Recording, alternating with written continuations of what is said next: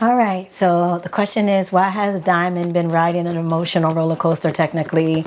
And a lot of you came rushing in because you remember that I said around Christmas, things would change, and then she'd be funny acting around Lo's birthday party. And the young lady pointed out that from December to February, she had been high and low. And so she wanted to know like what has been going on. It's the typical thing. I feel like she did think that once she went on her cruise and, you know, had her fun and everything, that it would just make Chris fall back in line. And because I do feel like that has worked before. And here's another thing that has worked before, when she has went off online regarding Chris. And what I was telling y'all in the reading with her section in the actual visual reading is that the reason why she's going to start freaking out is because he's not going to conform to any of those acts anymore to behave the way that she wants him to. And it's simply because he is starting to accept that you're going to do what you want to do anyway. We just prolonging it. The end goal is still you're gonna put me on papers, because if that's what you always resort to and threaten me with when you're upset, or you just leave, you abandon what I provide for you and Lo when you're not happy, then this is all a game to you anyway. And so let's just go ahead and let's get them papers. You know what I'm saying? Kind of thing. And so again, this ties into him like admitting that publicly. Like, it's because he just, again, he wants to try to really damage it so badly now. It's like pulling the plug almost. It's like, or ripping some out the wall where even you can't even refurbish the wiring or whatever, however you want to look at it. This, for them and their connection now, that's just what I see, is like he's really purposely causing damages. If you think about in the past with the other two BMs, he'd put little subliminals out, and he did used to do this with Diamond too. He'll just kind of like put subliminals out or whatever, and he'd let them like, y'all, I swear to God, I always tell people this, the best baby mama, baby daddy beef ever was Chris and Nia. Like, it was so fucking natural and real, that it's like, that shit is, what's the word I'm looking for? It's a classic, like, it's a classic. It was so natural. But with these other two, there's always been these mind games, and it just makes you question them. You know, like with Nia and Chris's beef, that it was real. Like the way Nia was calling him out, the way he was calling Nia, like it was always like bam, bam. Like you was getting sauce on both ends that was real, and you could understand it. Like you could tell it was no mystery about it. But between him and Diamond and him and Amika, it was always this sneaky energy of, he would always seem like he'll throw subliminals on this, but then they'll be outspoken under comments or under fake pages or on their post, or then they'll unfollow them. They'll do all these indirect things. That's why I really, really rock with Nia and Chris's dynamic on all levels, because it was what it was and it is what it is kind of thing. So with these last two, you can't help but wonder. I think Diamond tries, but she hates that she don't hold the type of weight that she would need to be able to do that sort of back and forth that him and Nia was able to do. Like that won't ever happen again. That, like we were all talking about, for her, it just gets worse and worse. Now, like I said, in the public reading, this is a public reading too, but y'all know what I mean, the main reading. The only difference is, and the thing that Diamond will get that these other two didn't, is, well, she's about to get a different level of freedom to really live her life. And I just see a lump sum here that she will get that. If they probably was able to get that, they probably would have taken that route too. Well, maybe Nia would have. But also with Chris and Nia, there's other layers of connections that, for Rose's contract is a little deeper, and she don't seem in danger at all. I don't think none of them do. Let me rephrase that, because I feel like that's the type of energy Amika tries to portray sometimes, or she's not now, but I remember one time she did go through a phase of making people, she would do things to make people question if he was abusing her, and you see what I'm saying, like all that sneaky psychotic shit, that indirect stuff, and he would never really blast anything to a certain degree. You know, he would pop his little shit subliminally like they would, and then they do whatever and they keep it under wraps and they fix it, and then next thing you know they're happy again. But so for him, for example, to be on that streaming like that and letting us know his business like that when it comes to Diamond is extremely intentional, because he is pretty much he feels like whatever this is no bounce back from it. You know, because even if you think about when that rumor went around that came out about Amika, but Diamond was cool with the girl that exposed the situation in Mexico, he still did not.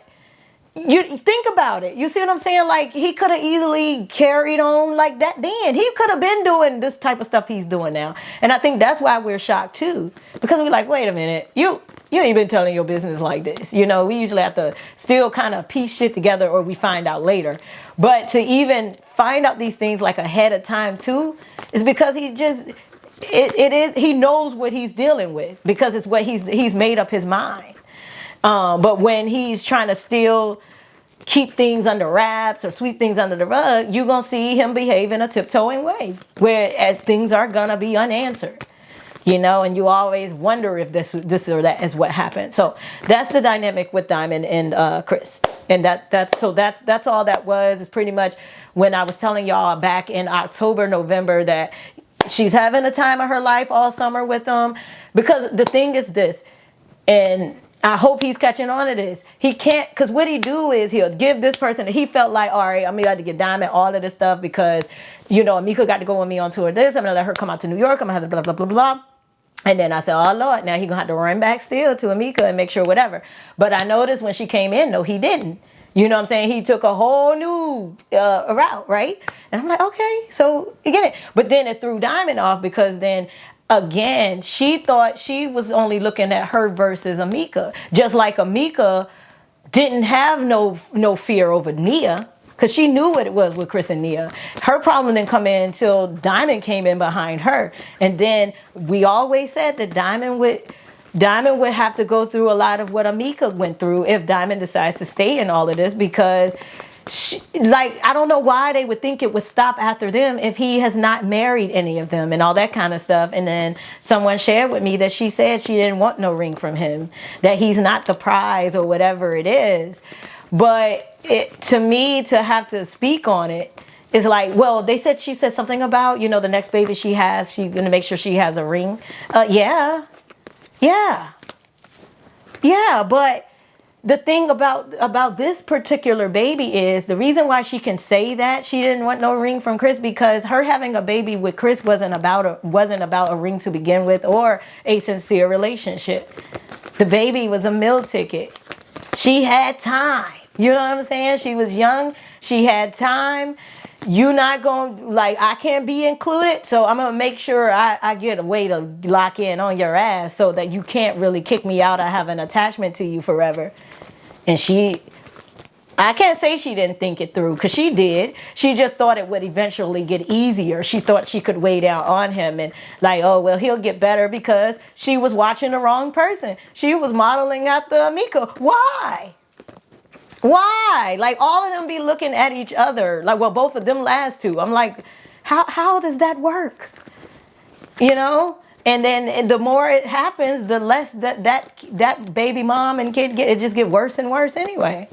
If there is nothing else to lock in on, because that child, you still that's a human being. You still have to take care of that child, whether he's there or not. Right? And that's what drives her nuts. It didn't hit her that you know, you're the nanny. What else are you doing? And that's your daughter. You're gonna take it. Yeah, yep. And I still get to do what I've been doing, because this is my life. This is my money. And you know what I'm saying? But she probably thought he would. I used to tell people that I feel like she don't even realize, because I was like, man, she don't even realize she had it made when she didn't have babies with him because she could hang with him more. She got to do what Jada and them is doing. And if she would have given it a little bit more time, she would have been back like that. And she probably would be where Jada is. You know what I'm saying? But because she was so scared, I gotta lock this man in. Let me have a baby. Then she put more responsibility on herself. She trapped herself. You know what I'm saying? She set herself up. Because she still got to be a mom, you know. But he got the means to pay nannies and do whatever, however he want. And furthermore, people can say what they want. Oh, but marriage ain't promised. You don't promise a man ain't gonna cheat or leave you or whatever. No, but it increases your chances of it not happening. And if it does happen, it secures the wife. The way that they think babies secure them. No. It like marriage, it still secures the wife, like even if he leaves, you know, in a sense, depending on how you have it set up. But a person, if they truly love each other, it will be set up to the, you know, fairly, to where if the guy was to do something terribly, it really will secure you more. It increases your chances. A baby sure doesn't. That's gonna run them away even more. And then not only do they have a disconnect with you, but a whole human being that's a part of them that somebody's keeping someone away from, all because all of this stuff was built off of superficial things or built out of fear, or not built because that's a strong term. These careless enactments just for control or lack of purpose. You know, it's just, y'all know how I get about that. So that's Diamond and Chris's dynamic. It's like I said in the reading, this one feels like she just pretty much cleared the way. So now everything is going to shift back to how it was before she popped up pregnant. Because I do feel like him and his twin would have united by now.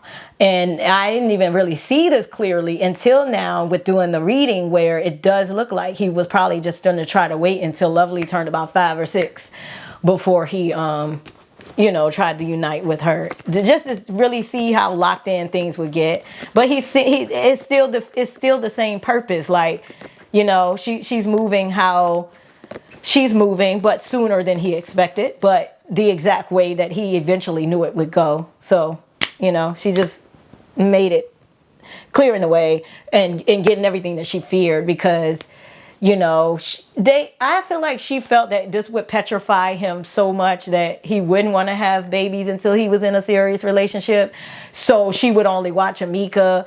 And because he was like out here with all different types of girls, she wasn't worried about him settling down, because she felt like he ain't gonna have no another baby till he settled down, because I know Amika like scared him, and then I know if she didn't, I didn't scare the hell out of him. So I'm gonna be the only one for a while. She thought the same thing Amika thought. And then they was watching each other because they won't tripping off all these other girls, because they know that he don't take them seriously, and because he barely take them seriously, and they have kids with him. So that's how they were calculating it in their heads. Very, very immature move and thoughts. And so I feel like she wouldn't have really turned up. Like, let's say she was okay with how things was going. She wouldn't have really turned up until she felt like he was getting real serious with someone, because then she knew that meant, okay, I'm going to either get less, or when this person come in, it's like too. That's what her and Amika was focused on, him just getting in a serious relationship. They wasn't thinking that like he's still gonna be out here loosely doing whatever and then could get any of these girls. And if he did, they know how he rolled. They know he probably would, either the girls would lose the babies or there would be abortions, like secret abortions or whatever else. You know, I think Diamond really felt that she was the one that petrified him the most, to where she would have it for a while. But because he's still doing what he does and nothing has changed, she realized this isn't as easy as I thought it would be. No, this ain't cool. Like, I can't do nothing, because all this is his stuff. This isn't my life. And I still got to be a mama. And he get to have fun and invite more fun girls around. That's fun girls like I used to be. You know, that's what it is. That's what it is.